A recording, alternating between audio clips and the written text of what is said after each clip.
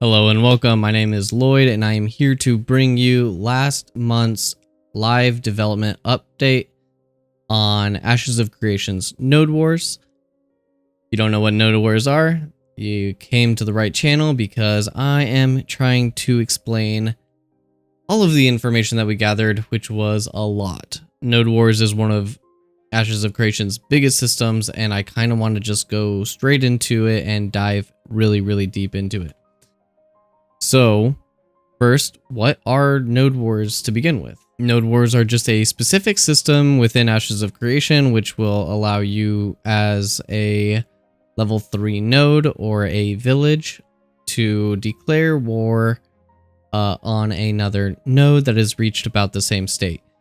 There are in a total of 6 levels of node states. There's just like a regular plot of land, which is like nothing. You have your crossroads, which is level 1, and then encampment level 2, village level 3, town level 4, city level 5, and metropolis level 6.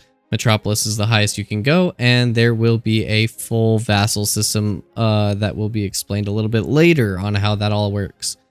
But why might you want to start a node war? There's plenty of reasons. You have player friction, wanting to level up your node, wanting to stop progression on another node, and possibly even weakening that node to begin a node siege, which is an entirely different system within the node system in general. You might want to unlock zone of interest or prevent certain areas in the world from getting locked out. Or possibly you just want to have fun and you want to start a war and you might think that's fun for you. So those are the possible reasons that you may want to start a node war. Now that we know why we might start a node war, how do you even start one? Once your node becomes a village or a level 3 node, your mayor will be able to select a mayoral commission to prepare for war. These commissions are expensive and will cost resources in order to start. Once that policy has been set, citizens of the node may be able to select Prepare for War as a quest from the town message board, more commonly referred to in Ashes as commissions. These quests or commissions are opt-in and will let you help decide whether or not you would actually want to go to war with another node.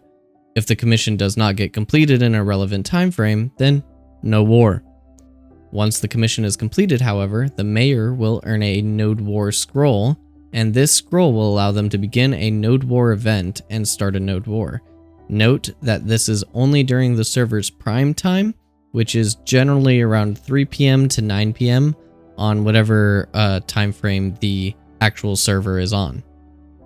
The mayor will click which node they wish to go to war with, and citizens of both participating nodes will automatically be flagged.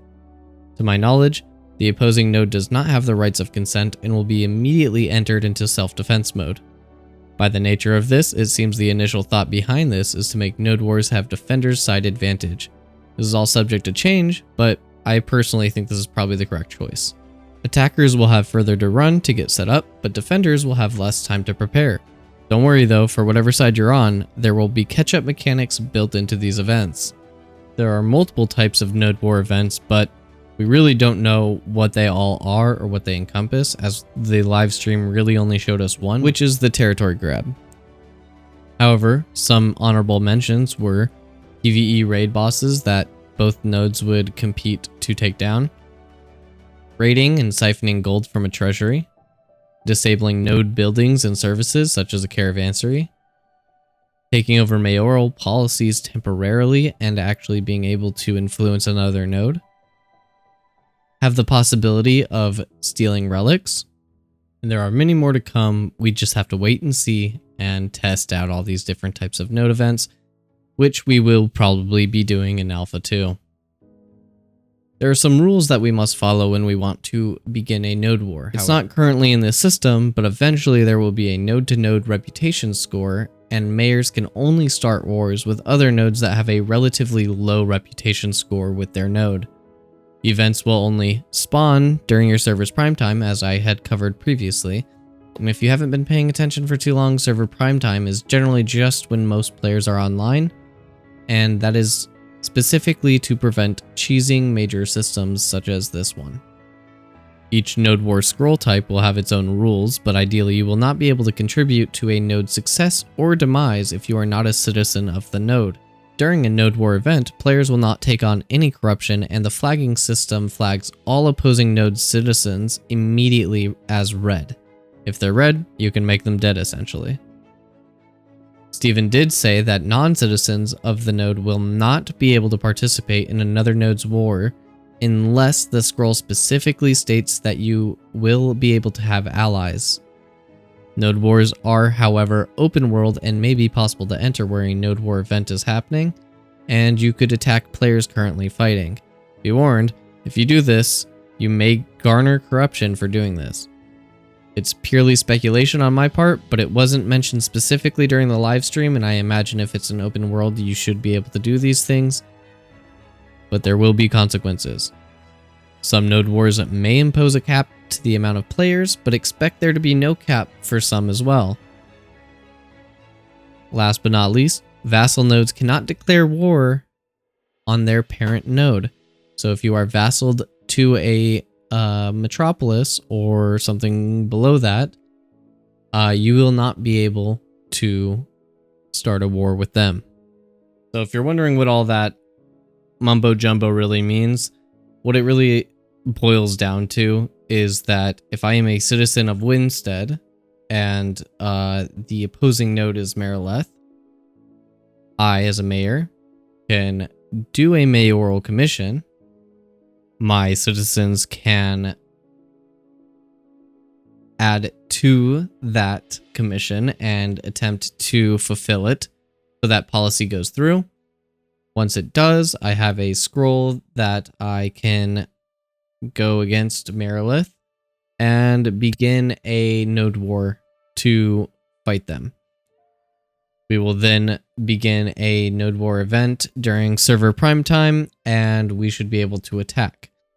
However, if I am a vassaled node to Marilith, who is my parent node, I will not be able to start a war with them. And that's simply that. If you are unaware of what vassal nodes are, they are simply just nodes that have been enslaved or accompanied by a neighboring node. This has been implied to mean that if you are a vassaled node, you have lost the node war and you have been locked out of certain progression so that you may not be able to continue leveling up until your parent node has. Stephen has said there is a layer of intricacy between how the neighboring nodes advance and what potential parent structure they have in the vassalship tree. He's also said that it's not a bad thing to be vassaled, it is a good thing to be vassaled. It brings many benefits from the sovereign, which is the ultimate parent of that vassal network, down to the vassal node itself. And it allows that vassal node to even live outside its normal mechanics. You get to adopt some benefits that the node type of your sovereign is, even if your node type as a vassal node isn't the same. If you are a vassal node, your experience is technically capped, and anything gained up to that level will go beyond that up to your parent node. Once your parent node advances, then your node will be able to advance as well. This means that if your lower level nodes inside your vassal network are not pulling their weight, you may not be able to exceed and grow as a parent node either. So vassal nodes are very, very important to the entire system overall. There was a question on the live stream that asked why vassal nodes may not be able to declare a node war on their parent node. And the reason stated by Stephen is most likely because you've already had that battle and lost it already. But not only that, as a game mechanic, having civil war and wars with other nodes may become too much, affect trade, or many other things that could happen in the game. Players are given enough volition to leave their parent node if they truly are unhappy to be vassaled. However, as explained previously, it is a benefit to be a vassal node as well. Now, to get to the actual meat of the live stream, we saw a ton of different things and we heard a lot from the Phoenix Initiate members that had had been interviewed through multiple community outlets and podcasts, including one of mine, but I will just went over the live stream first, and then we'll cover what the Phoenix Initiates had seen afterwards. The playable races were Human Kalar and Orc Vec. The character creator was in full effect, but they didn't get much time with it as the spot tests were strictly business. Basically, they just told the Phoenix Initiate members to get in and go to the location and let's test this thing. And so they weren't given much time, and we didn't get a whole lot of information on it, but we do know that the character creation is in effect. The playable archetypes were Fighter, Ranger, Tank, Cleric, and Mage. We are still waiting on the Bard, Rogue, and Summoner showcase, so those obviously were left out. However, Alpha 2 seems to be on schedule for Q3 2024, and we should see the Bard showcase soon, but the Rogue and Summoner will come after the launch of Alpha 2. We saw Steven and the Miralethians go through the steps of setting up a node war, attacking some Winstead trash talkers in a rather unfair contest of strength, go to the node event within Winstead's borders, and set up camp to prepare for war. They then set up their ranks. He gave an inspiring speech, buffed up his citizens, and rode into battle. The Miralethians started gathering material resources and taking down some NPC bandits to get imbued materials and blood. These are necessary for the success of the node event. Keegan became the hero of the community with his kick-ass angles, maneuverability, and overall skill and mechanics, while we saw Anduin and Vertek tanking up a storm on both sides of the conflict, whilst there were rumors of Chibi being a god healer and the main focus of attack. Steven was abusing his GM powers and leaving the servers on overnight so that he could hit level 30 while the rest of the plebeians are level 15, and he nuked some players. Though it should be noted that although he had a 15 level gap, there were multiple instances of him dying, meaning the level gap may not be that big of an advantage.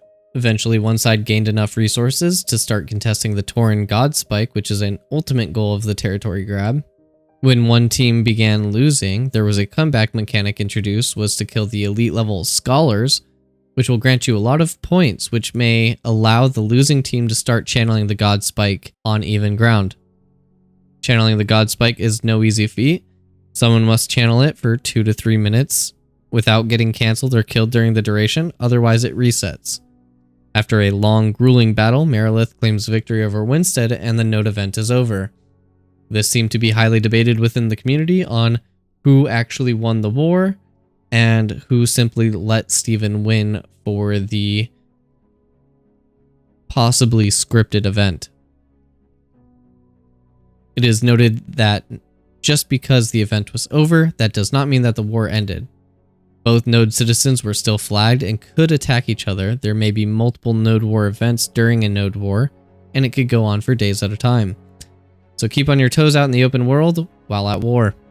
During the war, we saw mounts using their abilities with having a sprint and also the dragon dive bomb that would swoop down, do massive damage, and give the trip condition to all that were hit, which basically just sends you stunned and prone for a duration. The testers were told not to kill or steal the mount, as the dragon mount had a weird animation and the permissions were not set up for the flying mount for the mayor to be the sole owner of it yet. However, that will all be integrated into the future, where the mayoral flying mount will not be able to be stolen, and the obvious death mechanics will work as intended. The eye testers had given us a lot of information, but to sum it up, crashes happened frequently in the first and second spot test, but overall stability was cleaned up extremely fast, and by the 6th playtest it was running really smooth, meaning hardly any crashes were happening. With DLSS enabled, it could double FPS frame rates, and the lowest specs I heard was a 3070 Ti with an i7 8700K CPU hitting consistently 60 FPS with 60 to 100 people on screen on high settings with DLSS not enabled. While on the other end, we had a 4090 with an i9 processor with DLSS enabled, getting 110 to 140 FPS consistently with that many people on screen with little network latency. All of the archetypes had their strength and felt strong. Clerics and tanks felt especially good. There were multiple iterations of some of the archetype spells, and complaints the testers had regarding balance or bugs were fixed quickly from test to test. They were given choices of armor and weapons and were able to equip anything they wanted, which resulted in a variety of builds. For example, light armor, medium armor, and heavy armor all had different stats, and you might have seen a mage with heavy armor or a tank with a medium or light armor depending on the stats that the players wanted. The weapons were much in the same vein, and you could use both melee and ranged with any archetype. The tactics and shot calling improved as the groups began to play more with each other, and the strategy seemed to evolve over time as well. Sometimes players would just play for kills and not the objectives, especially in the earlier playtests, and that would mean their downfall a lot of the time, which means that the objectives are particularly important and they actually matter. Most felt that the combat itself was largely fun and in a good state, even for an alpha test. Steven prefaced 3 times and reiterated after a live stream that the visual effects will be improved upon and that the feedback on it at this time is not desired.